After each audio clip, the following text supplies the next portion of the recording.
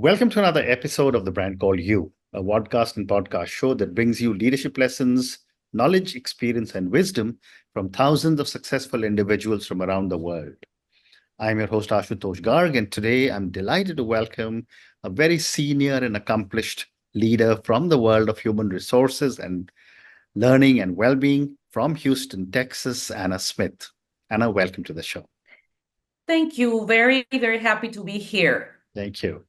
Anna is the Chief Learning and Wellbeing Officer, and she's an author of a book titled Change Your Mindset, Change Your Life. So, Anna, my first question to you, tell me a little bit about your own journey and what inspired you to focus on leadership well-being. It's actually a great question to kick things off because my journey into this realm really began with deep curiosity on what makes leaders truly effective and fulfilled at the same time. So successful and fulfilled.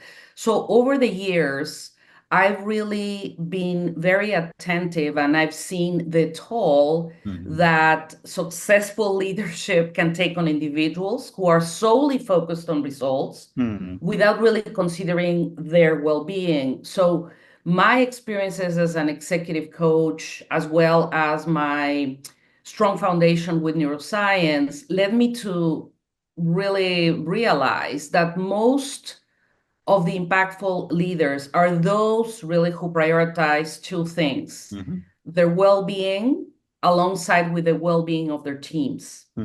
This realization, I believe, really inspired me to focus on leadership well-being to help leaders build different things such as resilience, emotional intelligence, another very important aspect, as well as a sustainable approach to their roles. It's very important for me that they don't get burnt out in the process, which happens quite frequently. Right.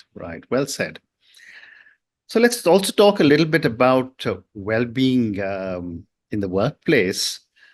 What are some common misconceptions, Anna, about well-being in the workplace?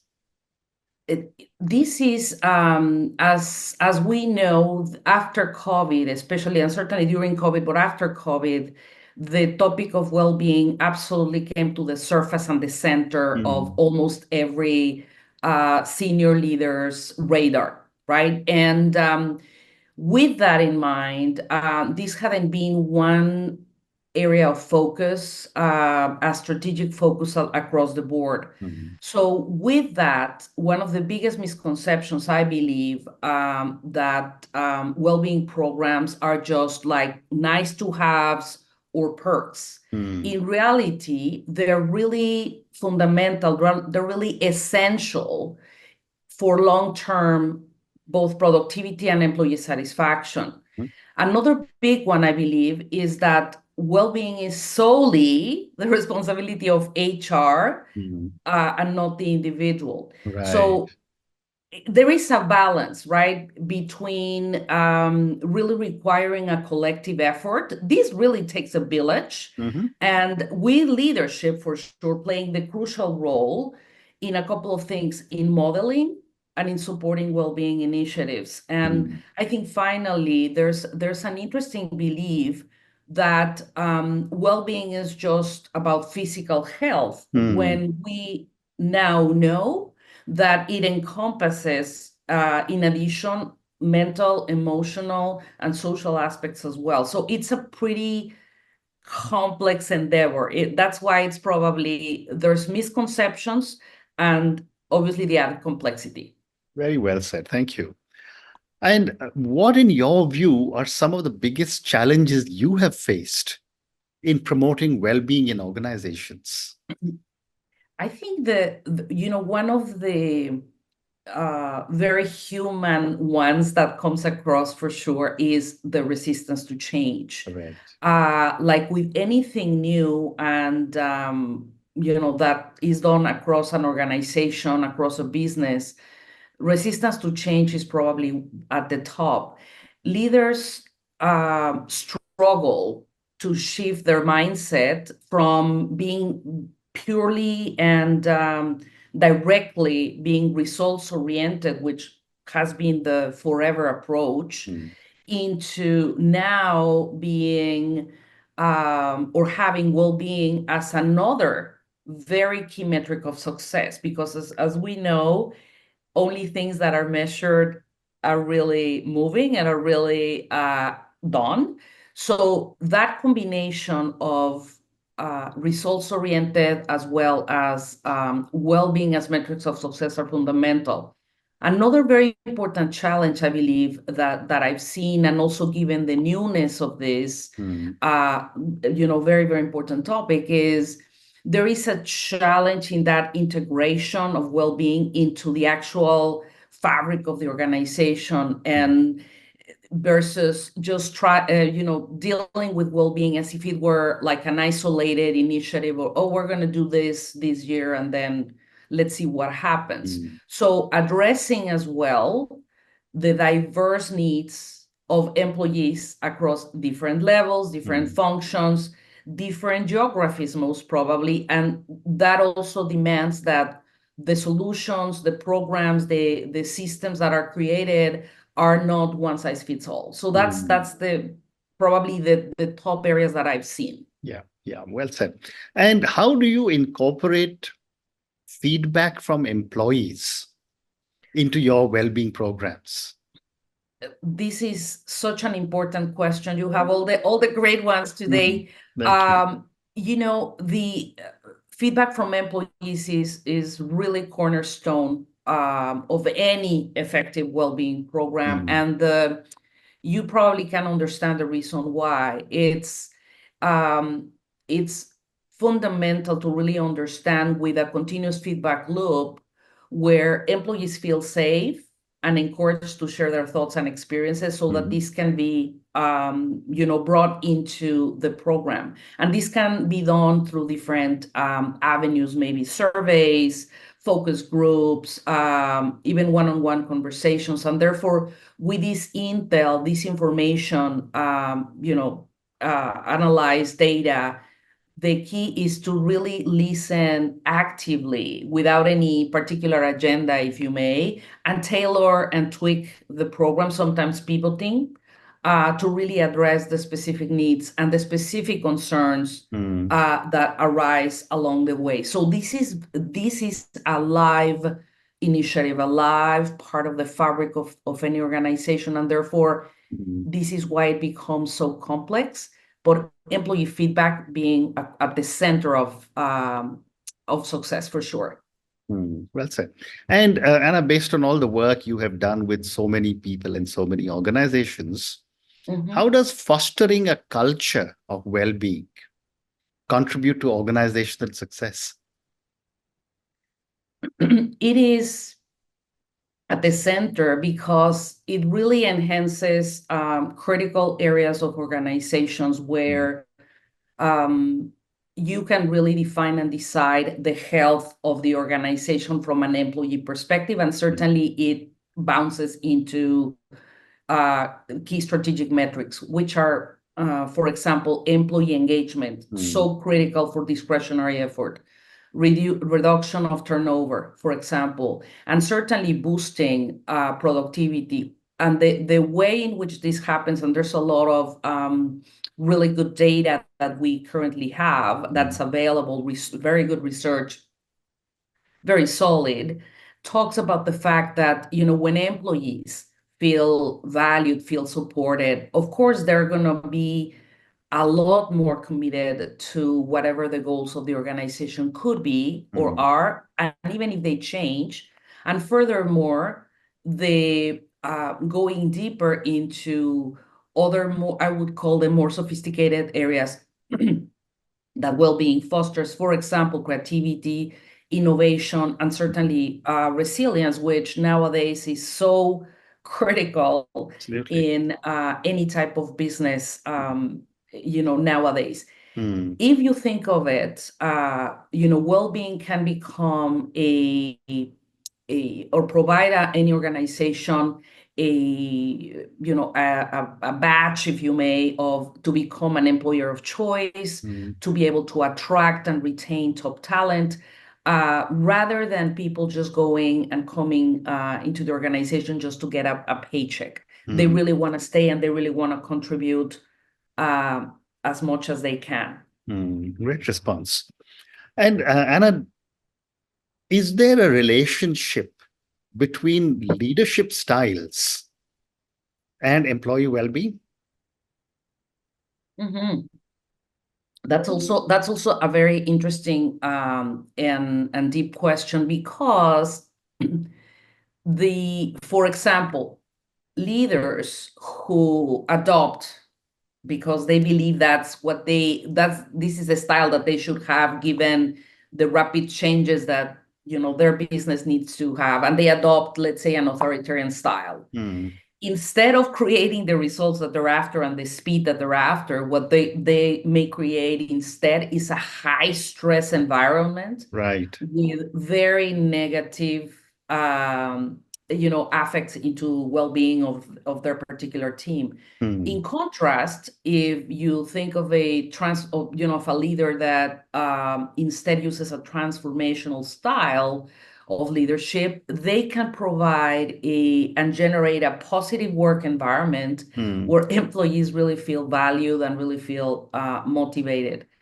I think the key is really for leaders to develop emotional intelligence, which enables them and helps them to adapt their style and really meet the needs of their team. And at the same time, they're promoting a culture of well-being. And, I'm glad you spoke of emotional intelligence, because my next question relates to emotional intelligence. Okay. What role does emotional intelligence play in leadership, and how can a leader cultivate emotional intelligence? Yes, and we know you are a very senior executive with lots of experience, and who continues to speak to and connect with a lot of very senior leaders. And we've seen through the years how the focus on um, cognitive intelligence, if you may, being very smart, was very, very valued in a lot of organizations until a few years ago. They hired for smart people, basically. The interesting piece, and what has been identified, and this again has been highly researched, is that emotional intelligence, the higher you go into leadership roles, the more you need emotional intelligence versus the cognitive or the IQ one. It becomes a critical component of effective leadership, because the type of work that you do, of course, is more through others. It's by motivating, it's by inspiring, etc. It really involves the ability to not only understand, but also manage your emotions as a leader, as well as the emotions of others. So leaders that have high EQ can build on a consistent basis. Of course, they can build very, very strong relationships across not only their teams, but across the board, communicate effectively, and also create that supportive work environment that we've been talking about. Now, the other part of your question was, how can leaders develop it or cultivate it? Right. So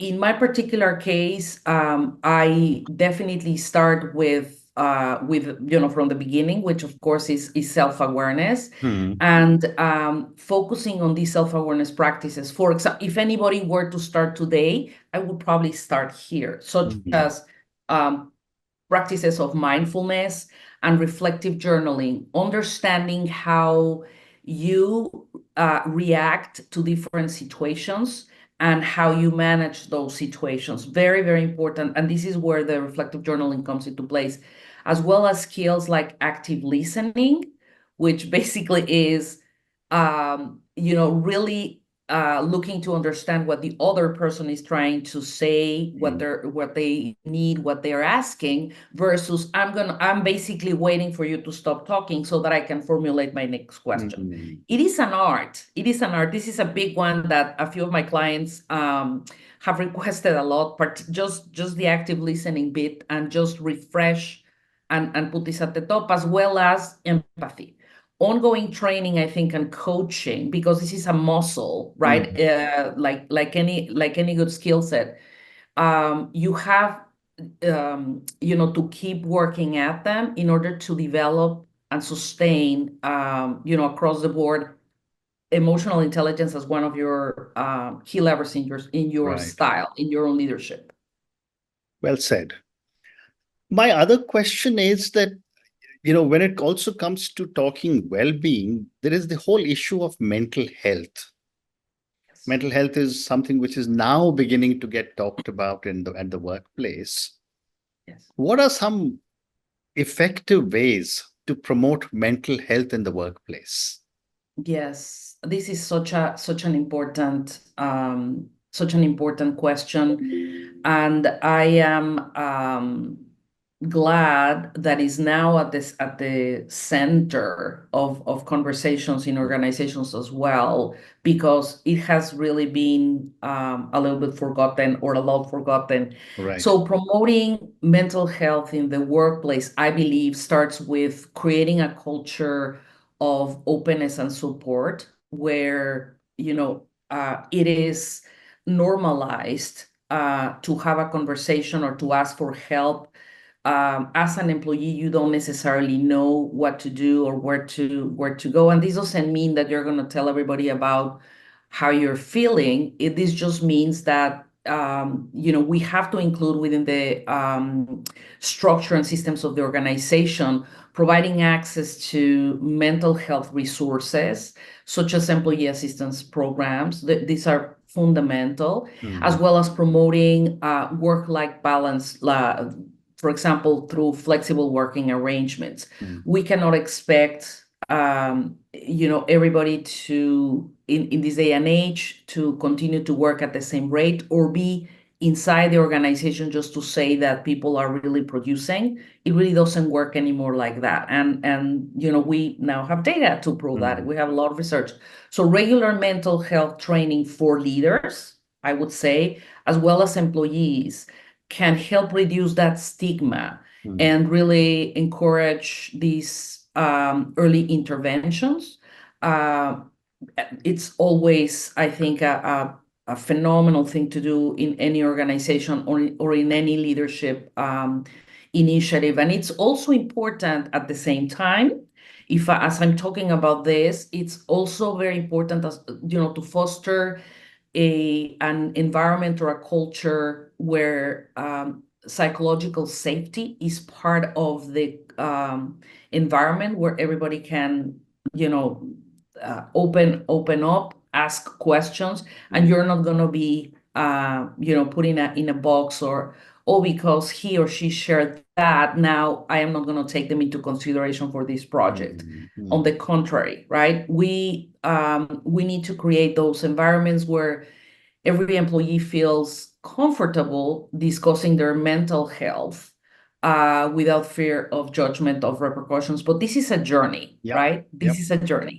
Absolutely. And a very, very important journey for each one of us to embark upon. Yes. Uh, Anna, you're also a coach. So I wanted to ask you, how do you integrate technology and neuroscience into your leadership coaching? Yes, and this has been a really interesting aspect for me, because I wanted to make sure that I was able to provide as much science behind the coaching as possible,